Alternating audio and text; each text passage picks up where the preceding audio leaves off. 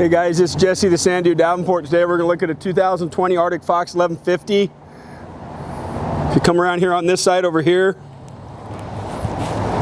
this one has the swing out brackets for a dually. It's got one big giant slide down the side. Storage here on the side. Got a ladder here in the back with your awning. It's got a backup camera here.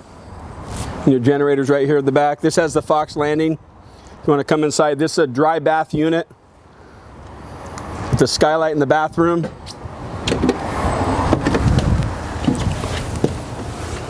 You notice the big sliding here with the dinette, the big refrigerator.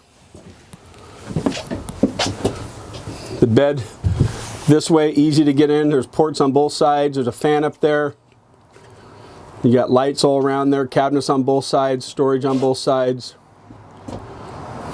This one has a big skylight above up here. All your scrolls over here with solar, touchscreen. One big giant sink.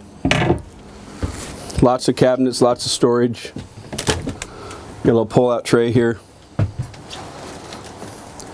If you have any other questions, my number's on the screen there. Or give me a call on my cell phone at 541-515-0764. Thank you for looking.